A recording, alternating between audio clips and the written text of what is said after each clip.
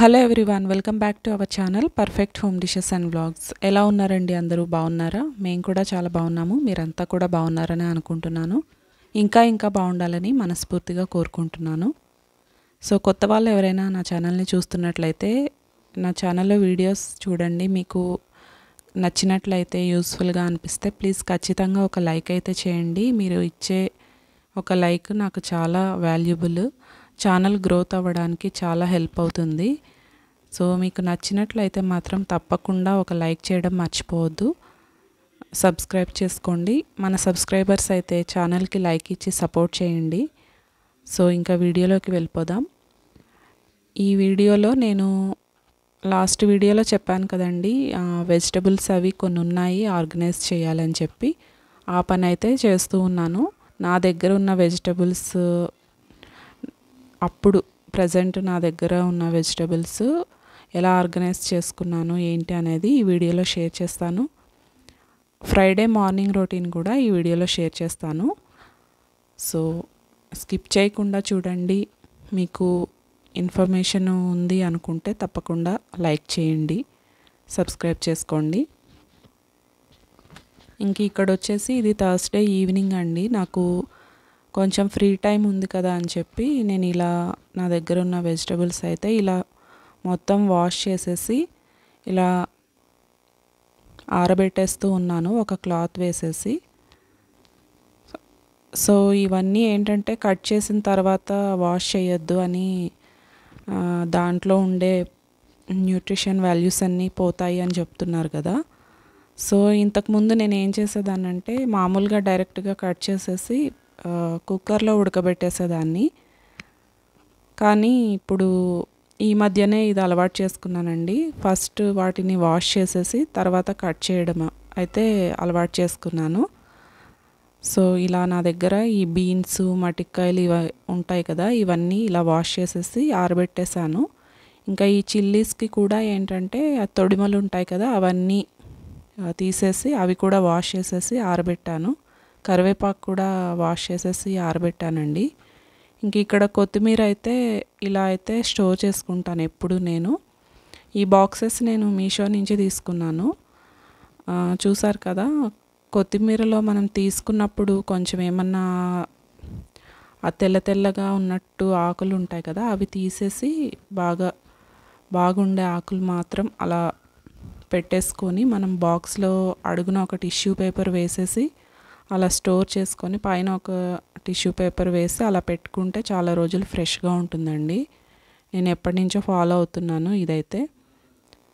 So ఈ మధ్యలో నేను ఇవన్నీ ఇలా ఆరబెట్టేసి దీపారాధన చేసి డిన్నర్కి కొంచెం ప్రిపేర్ చేసేసి వచ్చేసరికి ఇవన్నీ అయితే ఇలా ఆరిపోయాయి. మొత్తం తడేమీ లేకుండా ఇలా అయితే ఆరిపోయాయి. సో పచ్చిమిరపకాయలు కూడా నేను ఇలా పెట్టేశానండి.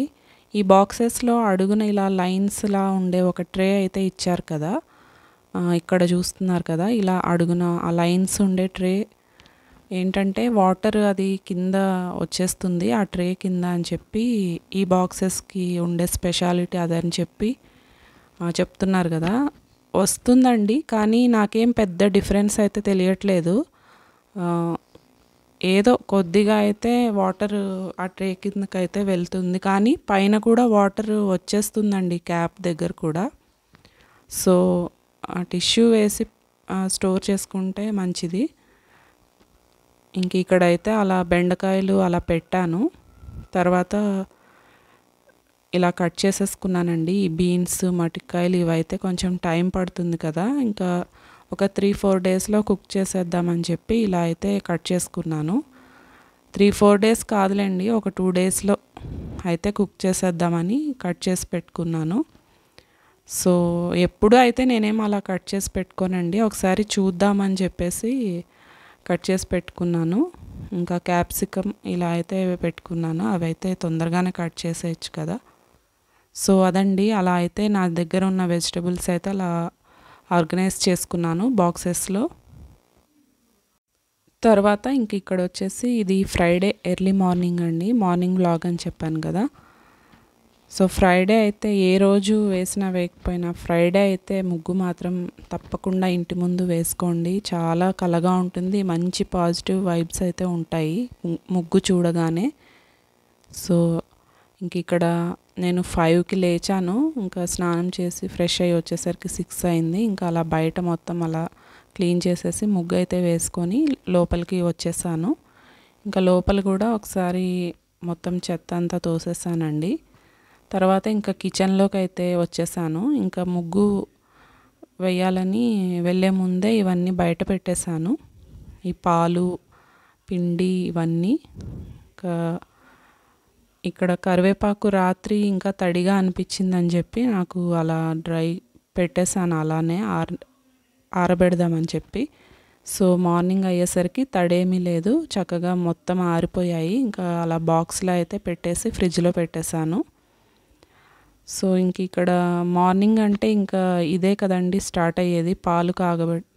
పాలు కాగబెట్టడము, టీ పెట్టడము, ఇలా అయితే మార్నింగ్ రొటీన్ స్టార్ట్ అవుతుంది. చాలామంది కాఫీ కూడా తాగుతారు.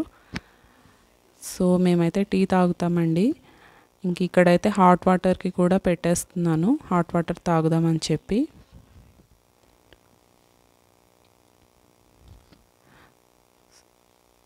ఆ రోజు పిల్లలకి గుంత పొంగనాలు బ్రేక్ఫాస్ట్కి, లంచ్కి వచ్చేసి లంచ్ బాక్సెస్కి వచ్చేసి ఫ్రైడ్ రైస్ చేసిద్దాం అనుకున్నాను. ఆ 2 రెసిపీస్ కూడా షేర్ చేస్తానండి.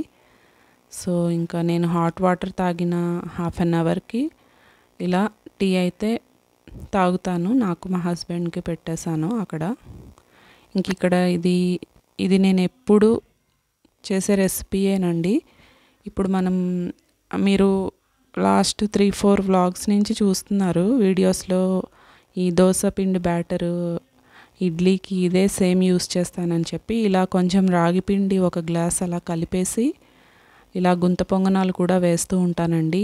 రాగి ఇడ్లీ, ఇలా రాగి దోశ ఇలా కూడా చేస్తూ ఉంటాను. సో ఆ రోజైతే నేను ఇలా రాగి పిండి కలిపేసి గుంత పొంగనాలు అయితే వేశాను టిఫిన్కి. టేస్ట్ అయితే చాలా బాగా అనిపిస్తుందండి. అంటే లైక్ అనుకుంటారు కదా, దోశ బ్యాటర్తో అంటే వైట్ దాంతో గుంత పొంగనాలు టేస్టీగా ఉంటాయి, రాగి పిండితో కలిపితే అంత టేస్ట్ ఉండవని చెప్పేసి. అలా ఏమీ ఉండదండి, చాలా టేస్టీగానే ఉంటాయి. ఒకసారి ఎవరైనా ట్రై చేయని వాళ్ళు ఉంటే ఖచ్చితంగా ట్రై చేయండి. సేమ్ ప్రాసెస్ అంతే, కాకపోతే రాగి పిండి కలుపుతాము అంతే. ఇంక ఇక్కడైతే ఇలా వేసేసాను. చాలా సాఫ్ట్గా, పైన క్రిస్పీగా, లోపల సాఫ్ట్గా చాలా బాగా వచ్చాయి. నేను ఎప్పుడు వేస్తూ ఉంటానండి, అందుకే నేను చెప్తున్నాను. సో ఆ రోజు నేను చట్నీ ఏం చేయలేదండి, పప్పుల పొడి ఉంటే అది వేసేసి ఇచ్చాను అందులోకి. చాలా టేస్టీగా ఉంటుంది అలా కూడా. సో ఇంక ఇక్కడైతే పిల్లలు ఒక పక్కన లేచి వాళ్ళు ఇంకా స్కూల్కి రెడీ అవుతున్నారు, స్నానాలు అది చేసేసి. సో వాళ్ళకి లంచ్ బాక్స్కి ఇలా గార్లిక్తో ఫ్రైడ్ రైస్ చేసి ఇద్దాం అనుకున్నాను. ఈ రెసిపీ కూడా షేర్ చేస్తాను. సో ఇక్కడ ఒక 3 టేబుల్ స్పూన్స్ బాగా సన్నగా కట్ చేసి పెట్టుకున్న గార్లిక్ తీసుకోవాలి. క్యాప్సికము, క్యారెట్ ఉంటే క్యారెట్ వేసుకోండి, నా దగ్గర అయితే లేదు. ఇంక ఇక్కడ పిల్లలకి అలా పెట్టిచ్చేసానండి, వాళ్ళు తింటున్నారు.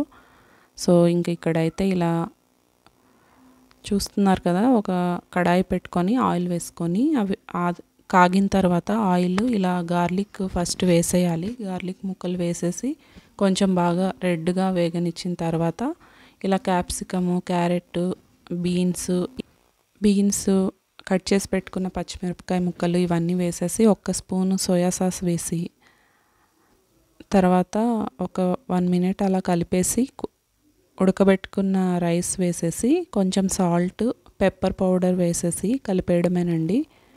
ఎంత తొందరగా అయిపోతుందో దాంతో పాటుగా అంత టేస్టీగా ఉంటుంది, చాలా బాగుంటుంది. తప్పకుండా ట్రై చేయండి. చాలా టేస్టీగా, చాలా సింపుల్గా అయిపోతుందండి. సో ఇలా వస్తుంది ఫ్రైడ్ రైస్ అయితే గార్లిక్ ఫ్లేవర్తో, చాలా చాలా బాగుంటుంది. తప్పకుండా ట్రై చేయండి. ఇక్కడ వచ్చేసి మార్నింగ్ ముగ్గు వేశాను కదా, ఇది డ్రై అయ్యాక చూపిస్తున్నాను. పిల్లలకి ఇలా లంచ్ బాక్సులు పెట్టిచ్చేసాను. వాళ్ళు ఇంకా వెళ్ళిపోయారు స్కూల్‌కి. ఇంకా ఇంక ఇక్కడ పూజ ఇదంతా అయ్యేసరికి ధూపము ఇదంతా ఇచ్చేసరికి ఇల్లంతా 9:15 అలా అయ్యింది టైము. ఇంకా మా బాబుకి, నాకు, మా హస్బెండ్‌కి బ్రేక్‌ఫాస్ట్ వేసేసాను. ఇంకా మా బాబుకి తినిపిచ్చేసాను. ఇంకా మా హస్బెండ్, నేను తింటున్నామండి. ఇంక ఇక్కడ ఇలా షూట్ చేశాను షేర్ చేద్దామని, పూజ ఇలా అయ్యింది అని చెప్పేసి. సో ఇదండి, ఇక్కడైతే నేను ఇలా తింటున్నాను పప్పుల పొడితో. చాలా బాగుంటాయి, తప్పకుండా ట్రై చేయండి, హెల్దీ కూడా కదా. సో ఈరోజు ఈ వ్లాగ్ దీంతో ఎండ్ చేసేస్తున్నానండి. మీకు ఈ వ్లాగ్ నచ్చినట్లయితే లైక్ చేయండి, షేర్ చేయండి, సబ్స్క్రైబ్ చేసుకోండి. ఇంకొక మంచి వీడియోతో మిమ్మల్ని కలుస్తాను. అంతవరకు టేక్ కేర్, బాయ్ బాయ్.